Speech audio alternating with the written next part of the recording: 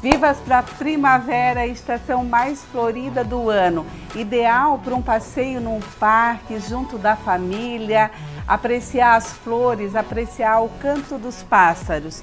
Mas quando a dor não nos deixa sair da cama, quando a dor nos incomoda já desde cedo quando a gente acorda e a gente não sabe de onde e como elas surgiram. Pode ser fibromialgia ou artrite reumatoide, você sabia?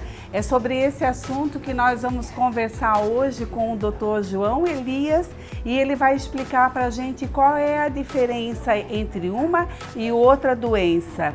Fica ligado, hein? Um assunto super interessante com um médico que é um querido, reconhecido aqui em toda Santa Catarina. Cláudia Venturi vai mostrar para a gente quais são os alimentos que são anti-inflamatórios, que vai te ajudar aí nessas dores, vai te ajudar no dia a dia para você viver com muito mais qualidade de vida. Gente, esse é o nosso programa, eu e você, a gente está apenas começando. Eu passei um bom período da minha vida com muitas dores, muita irritabilidade, indisposição, muitas vezes sem conseguir sair da cama e eu não sabia a causa. E eu fui buscar a causa e hoje eu faço um tratamento e eu me sinto muito melhor, com uma qualidade de vida muito melhor, muito mais feliz. E eu gostaria que você prestasse atenção nessa matéria, quem sabe vai te ajudar também. Muitas vezes a gente fica dizendo, será que não é, de repente, nervo ciático? Será que não é minha coluna, minha cervical? Mas será? Será? Vamos buscar a causa? Vamos saber com o Dr. João Elias a diferença entre uma doença e outra, fibromialgia e artrite reumatoide. Esse é o nosso assunto.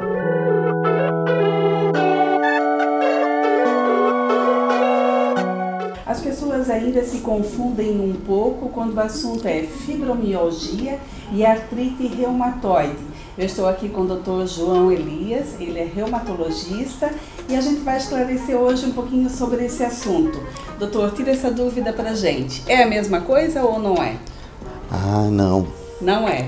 Não, são doenças totalmente diferentes, totalmente diferentes. Vamos começar então pela fibromialgia? Vamos começar pela fibromialgia, que é mais seria? prevalente, é mais frequente. Então, imagina uma situação assim, uma senhora de meia idade ali, 45, um pouquinho mais, um pouquinho menos também.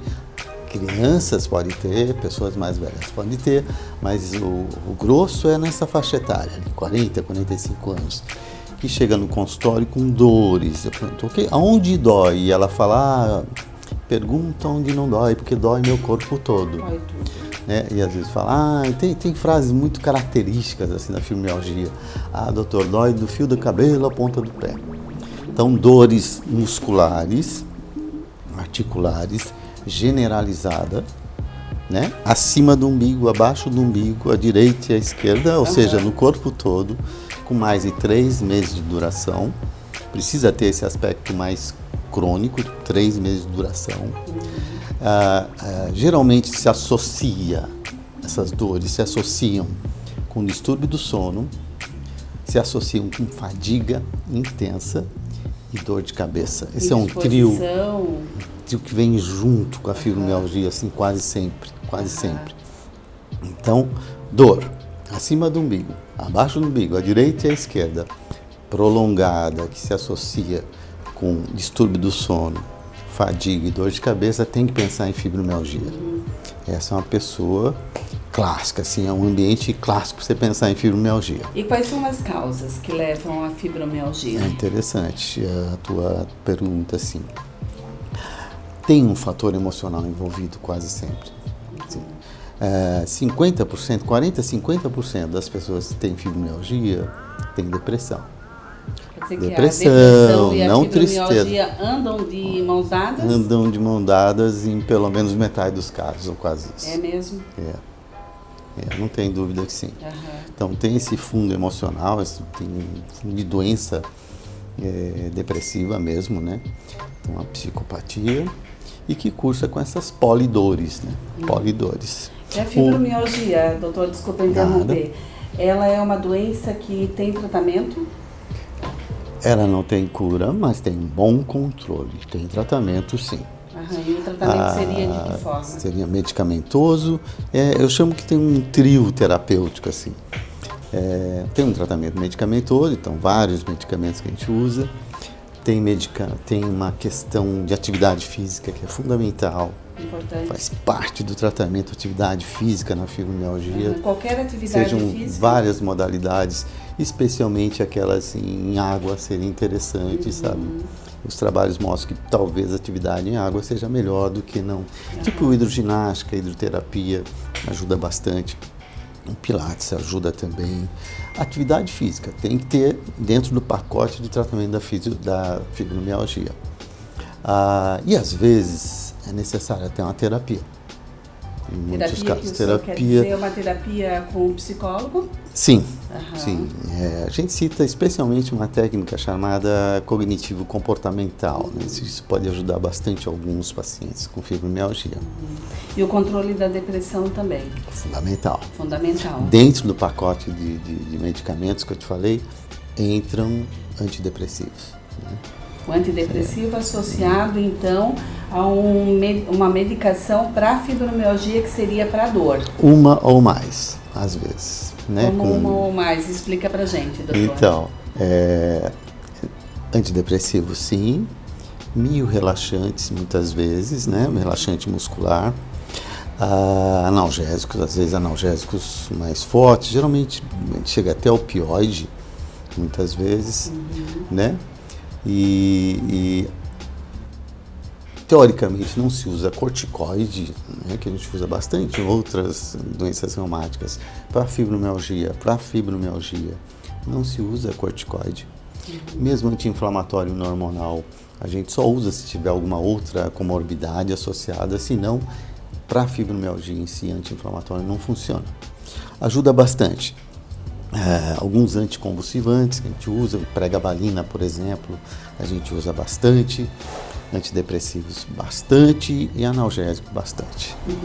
Como é que o senhor faz o diagnóstico?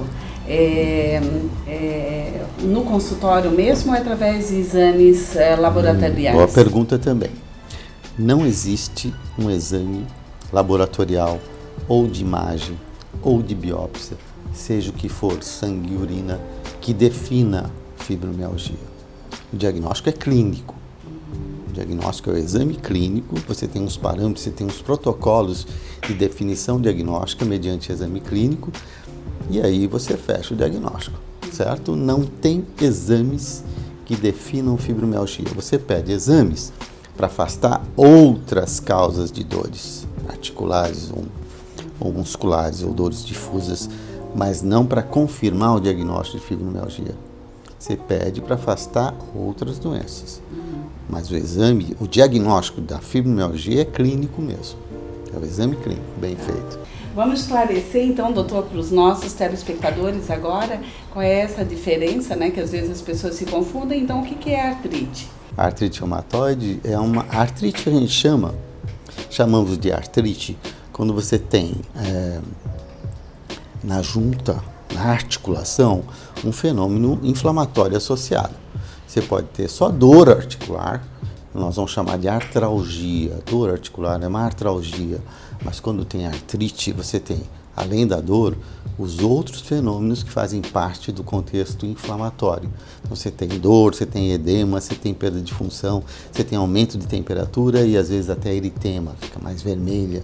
A junta, né? O senhor está mostrando as juntas dos dedos. Pois é, estou te mostrando a junta dos dedos porque nós vamos falar de artrite reumatoide e o que define, assim, o característico da artrite reumatoide é o acometimento de mãos. De mãos? Na maioria das vezes. Mas pode também surgir em outros locais do corpo. Qualquer outra junta de artrodial, que a gente chama, juntas daquelas que produzem líquidos, pode ser afetado pela artrite reumatoide. Vou te dar exemplos. Até a TM pode dar. Mesmo? mesmo. Né? Articulação temporomandibular, cotovelos, ombros, joelhos, tornozelos, pés. Né? O que a artrite reumatoide não pega muito, não gosta muito, é coluna lombar. Realmente, coluna lombar não é afetada. Não afeta. Mas a cervical é afetada pela artrite reumatoide também. Quais são as causas, doutor? Ah, sim. A gente não sabe exatamente o que acontece como a causa da artrite reumatoide, mas tem hoje várias teses, assim. A mais moderna é aquela questão da disbiose intestinal, né? Então, antigamente, quando eu ia falar de artrite reumatoide para os alunos, eu falava assim, olha, o cenário inicial é na microarticulação da sinóvia, que é uma estrutura que recobre a junta por dentro, que produz o líquido sinovial. Ali é que começa tudo. Hoje não. Hoje a gente sabe que não tem nada. Não tem nada a ver. Que pode ser tanto no intestino quanto nos pulmões e também na questão oral. Mesmo? É verdade. De que forma, doutor? Explica Então, pra gente melhor. alguns tipos de bactérias que povoam a nossa cavidade oral, bactérias específicas, né? E que estão associados dentro de um contexto de genética predisponente e outros fatores ambientais que vão determinar a artrite reumatoide. Então a coisa começa muito mais. Deixou de a gente ter aquele pensamento que tudo começava na articulação. Aqui na articulação, não. A articulação seria a consequência, né? A mesma coisa, o mesmo pensamento em relação ao intestino. Hoje está a questão da microbiose intestinal, né? A disbiose, que é a quebra da relação entre as bactérias que você tem no intestino e o teu intestino, e isso proporcionaria o desencadeamento dessas artrites. O fumo é extremamente importante, hein? Tabagismo e artrite reumatoide realmente não combinam. Quem tem artrite reumatoide não deveria fumar jamais. Mas se já fumou no passado, não fuma mais hoje, pode ainda assim acontecer de ter? Pode acontecer de ter, sim. Não, pode acontecer de ter. Porque não tem essa relação estrita só com o fumo. É uma somatória de fatores. Mas o fumo é bastante importante. Se puder evitar isso, é maravilhoso para tratar a artrite reumatoide. Mas assim, o que caracteriza é isso mesmo. É uma artrite que ela vai evoluir, ela pode deformar a articulação, levando a incapacidade física bastante importante, se não diagnosticada em tempo e tratada adequadamente. Por que essa doença, ela na maioria das vezes, ela aparece mais nas mulheres? Sim, porque dentro daqueles contextos que eu te falei de somatória de fatores, tem a questão hormonal também, né? Então, realmente tem essa predisposição. Não é só essa, né? Algumas colagenoses, por exemplo, lúpus, tem nítida prevalência feminina, 9 mulheres para 1 homem. Mas daí o lúpus fica para uma outra conversa. Uma outra entrevista interessante também. O que a gente deve salientar hoje, quanto à artrite reumatoide, a gente não considera uma doença de acometimento só articular. É uma doença sistematizada. Então, quando entra alguém no consultório com artrite reumatoide, eu já penso nas coronárias, eu ia perguntar já penso no pulmão. Isso. Pode atingir outros órgãos do corpo, então. Não tem dúvida. Que não é visível. Quando um dedo entorta, a gente consegue ver. Mas quando é interno, de que forma que é feito esse diagnóstico? Depende do órgão que está sendo acometido. Então, pulmões podem ser acometidos. Então, você vai ter dispneia, você vai ter falta de ar, né, que pode ser progressiva. Isso chama atenção. Coronária pode estar acometida, né? Então, você pode infartar. Então, as pessoas que têm artrite reumatoide infartam com mais facilidade do que quem não tem artrite reumatoide. A artrite reumatoide pode se associar a outras doenças, alguns tipos de câncer, por exemplo, pode estar mais frequente, prevalente nas pessoas que têm artrite reumatoide. Essas deformidades que são causadas, né, nas juntas, principalmente das mãos, dos pés, punhos, é cirúrgico? Tem como fazer cirurgia para melhorar? Você tem um tratamento clínico e quando a coisa está bem estabelecida e com sequelas, você pode pedir o auxílio de um cirurgião de mão, sim. Tem dúvida que sim. Às vezes nós apelamos para eles, nos ajudam bastante. Doutor, uma curiosidade, é genético essa doença e ela tem cura? Realmente tem um terreno genético dentro dos outros fatores, né, que eu comentei. Cura não. Não tem cura. mas tem um bom controle hoje em dia. E eu vou te contar uma coisa, quando eu era residente, faz tempo que eu já tenho barba branca, o nosso ambulatório de reumatologia era uma sequência de cadeira de rodas, assim, sabe? Tipo, 18 pacientes, 3 cadeiras, 18 pacientes, 2 macas, 3 cadeiras, muito por causa da artrite reumatoide, sabe? Hoje a gente não vê mais isso, Mudou o panorama, graças a Deus, por conta de, não só de novas medicações que surgiram, muito eficazes, assim, e efetivas, mas também por conta de diagnósticos mais precoces e tudo mais. A gente consegue fazer diagnóstico antes daquelas deformidades mais importantes e conseguimos, com essas drogas mais modernas, uma resposta muito boa. De vida então, para eu ver hoje uma cadeira de rodas demora. Que bom. Mesmo na universidade, onde teoricamente chegam os casos mais agressivos, mais graves, está demorando para ver uma cadeira de rodas. Nós falamos até agora da artrite reumatoide em adultos e em pessoas com mais idade. Mas, doutor, uma criança também pode ter? Sim, crianças podem ter, sim. Você tem um quadro muito parecido do reumatismo do adulto na criança. Por definição, até 16 anos, crianças que desenvolvem artrite crônica, nós chamamos de artrite idiopática juvenil. Por definição, aquela artrite que acontece até os 16 anos. Portanto, aquela história de quem gosta de velho é reumatismo, não é mentira. Reumatismos muito graves podem acometer crianças, sim, certo? E às vezes levando a deformidades importantes, quando não diagnosticado e tratado adequadamente.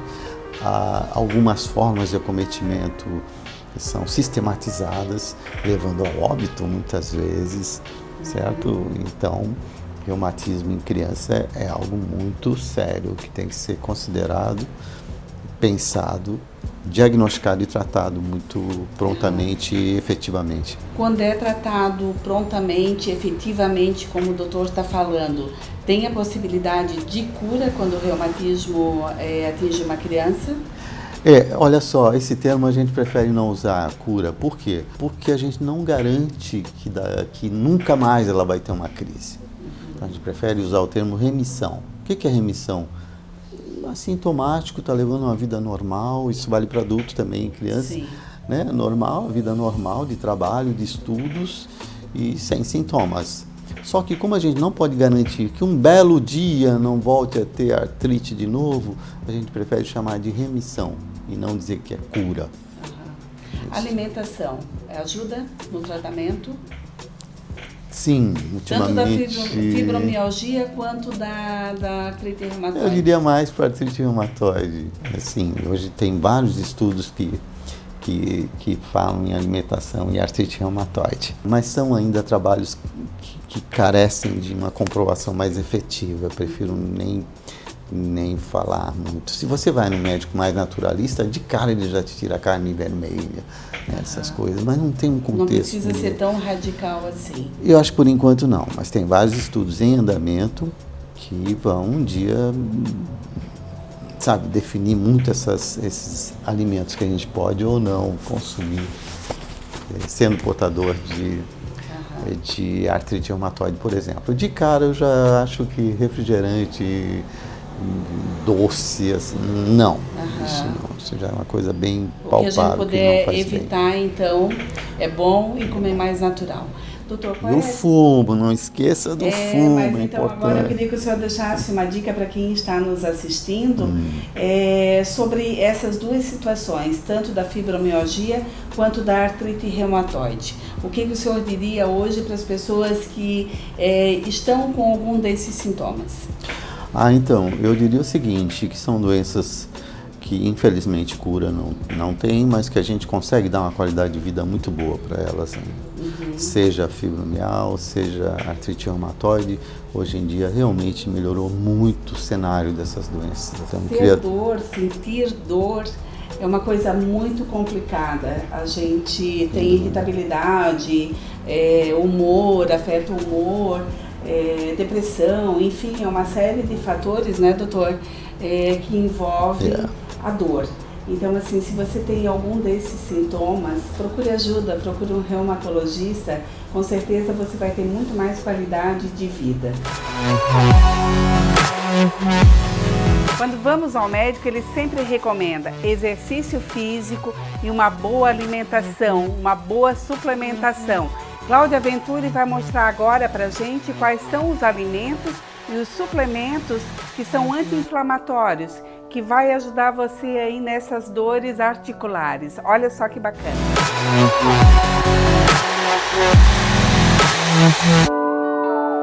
Olá, sou Cláudia Venturi, nutricionista, e hoje eu vim conversar um pouquinho com vocês sobre o tratamento nutricional na fibromialgia. A fibromialgia ela é uma síndrome reumatológica caracterizada pela presença de uma dor generalizada, fadiga, cansaço, fraqueza, alterações de humor, alterações no sono, podendo levar até a um quadro de depressão.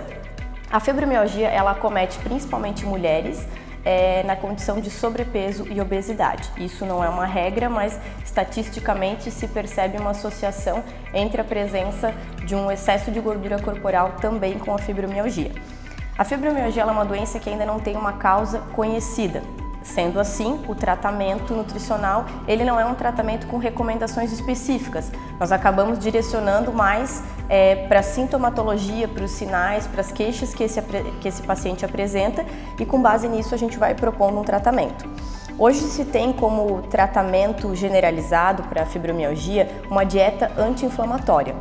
Boa parte dos estudos relacionaram o processo inflamatório com a fibromialgia e também uma produção de radicais livres de maneira excessiva nesses pacientes. Então, o primeiro pilar que a gente pode tratar na fibromialgia seria o intestino.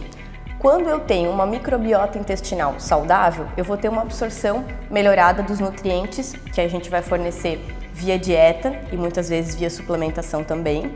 Eu acabo conseguindo controlar o processo inflamatório e permitir com que toda a parte hormonal desse paciente se desenvolva da maneira esperada, né? Então a primeira coisa que a gente precisa pensar é no intestino, fornecendo bastante vegetais e frutas, então uma dieta prioritariamente baseada em vegetais e frutas, muita hidratação e muitas vezes os probióticos, o uso da suplementação de probióticos pode ajudar a restabelecer essa flora intestinal de uma maneira mais eficiente.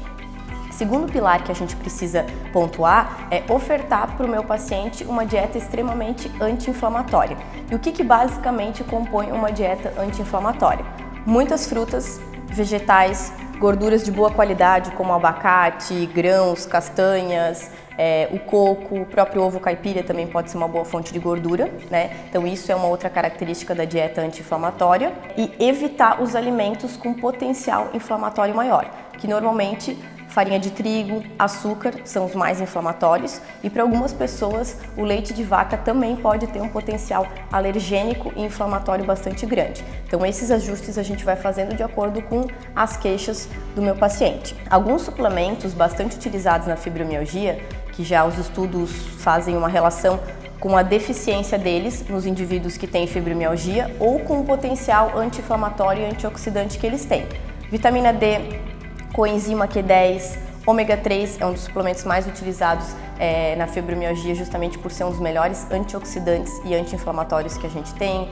Vitamina C, como normalmente o paciente com fibromialgia ele tende a ter algum distúrbio de humor, levando até um quadro de depressão, muitas vezes os fitoterápicos também podem ser utilizados para melhorar essa produção de serotonina e proporcionar um relaxamento para o paciente. Magnésio também é um suplemento bastante utilizado que promove esse relaxamento muscular.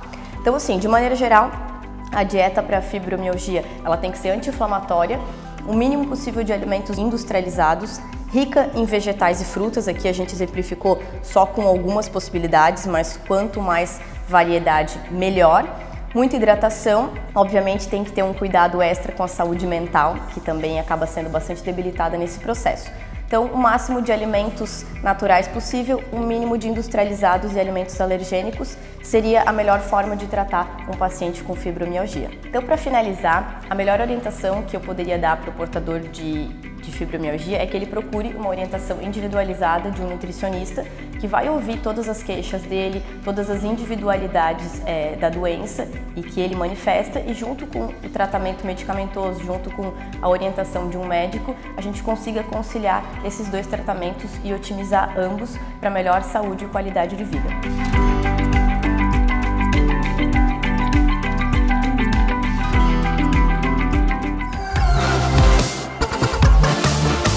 É gostoso sentar aqui nesse lugar, com essa energia boa, com esse cheirinho gostoso das flores, com essa água caindo aqui no fundo, que traz para mim assim, ó, repõe as minhas energias. E é essa energia que eu desejo para você aí durante toda a semana. Sabe por quê? Porque você merece. E merece também estar comigo no próximo domingo, com mais atrações feitas especialmente para vocês. Um beijo e até lá!